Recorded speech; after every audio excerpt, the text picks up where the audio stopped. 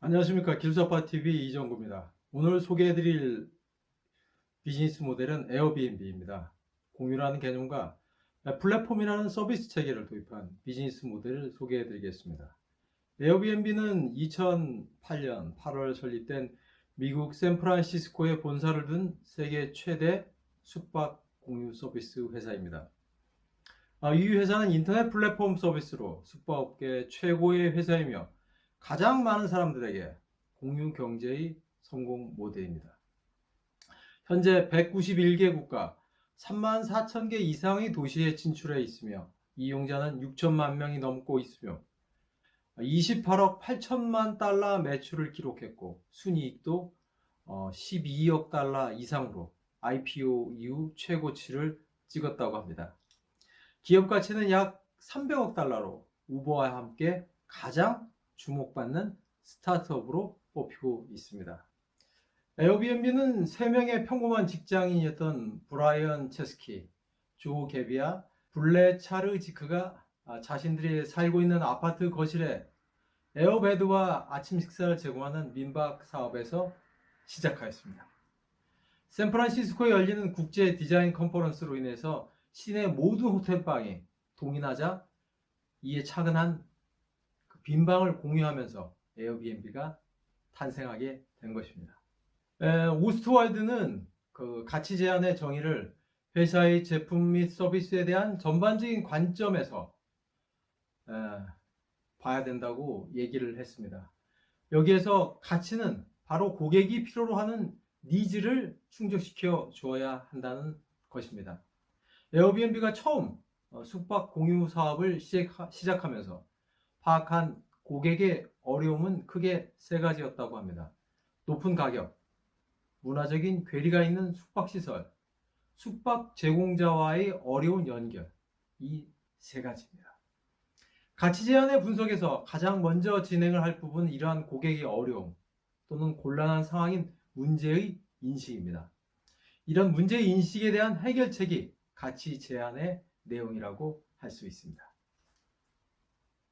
이런 인식 문제를 해결하는 것이 에어비앤비의 목표였으며 이를 웹 플랫폼을 통한 민간 주거의 공유를 통한 요금 절감과 지역 문화 체험으로 해결하였습니다. 이를 좀 더 정리를 한다면 양적인 부분에서는 가격이나 질적인 면에서는 편리성, 접근성, 자기 주거 공간이 아닌 다른 곳에서의 느낌이라는 키워드로 표현이 가능하다고 할 수 있습니다. 고객 세분화의 내용 중에서 멀티사이드 플랫폼에 대해서 먼저 언급을 해야 합니다. 멀티사이드 플랫폼은 오픈마켓이나 SNS, 즉 페이스북, 트위터 등과 같은 다수의 이해관계자 그룹을 연결해주는 플랫폼을 말합니다. 싱글사이드 플랫폼은 전통적인 제조회사처럼 다른 회사와 제휴하지 않고 한 회사에서 단독으로 가공한 후에 판매하는 유형이고, 양면시장 플랫폼은 투사이드 플랫폼이라고 하는 그 결혼 중개업소와 같이 두 개의 그룹을 중개하는 플랫폼이라고 할 수 있습니다.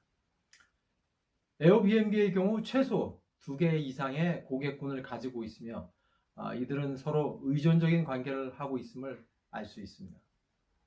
가치 제한에서 알아본 바와 같이 문제점은 숙박시설을 이용하고자 하는 이용객, 즉 수요자의 입장에서 제기되는 문제이고, 이에 대한 해결은 숙박시설을 제공하고자 하는 민간인 측, 그 공급자를 통해서 해야 하는 것입니다. 수요자와 공급자 두 개의 사이드를 연결하는 것이 바로 에어비앤비의 플랫폼이라고 할 수 있습니다. 공급자와 수요자의 입장에서 접근한다면 수요자는 숙박시설을 이용하고자 하는 이용자, 즉 그 여행객이며, 공급자는 거주하고 있는 집을 대여하고자 하는 주인인 것입니다. 이를 좀 더 세분화한다면 마케팅 이론에서 적용하는 STP 전략으로 접근할 수가 있습니다. STP는 마케팅의 프로세스상의 그 전략 수립에 해당되는 부분으로 시장 세분화, 세그멘테이션, 표적 시장 선정, 타겟팅, 포지셔닝, 이거 세 가지를 일컫는 말이 되겠습니다. 즉, 이 중에서 시장 세분화의 기준이 되는 변수인 구매 행동, 인구 통계학적인, 심리학적인 사용 상황, 추구 편익 등을 적용하면 좀 더 쉽게 설명할 수 있을 것입니다. 고객 관계가 중요한 이유는 오스트왈드가 얘기했던 것이 고객 확보, 고객 유지, 판매 촉진을 위해서 필요하다고 했습니다. 비즈니스를 위한 고객을 확보하고 유지하기 위한 노력이 과거 제조 중심의 생산 위주의 시대에서 제품에 대한 판매를 위한 거래적인 관계였다면, 최근에는 고객들 간의 관계가 조성되거나 고객들과 함께 가치를 창조하는 상호 관계적인 단계로 변화하고 있습니다. 비즈니스 모델 캔버스에서는 이 고객 관계를 몇 가지 형식으로 예를 들었는데, 고객과 직접적인 교류를 하는 방식과 간접적인 방식, 그리고 자동화 및 커뮤니케이션 등 그 중간적인 방식으로 구분을 하였습니다.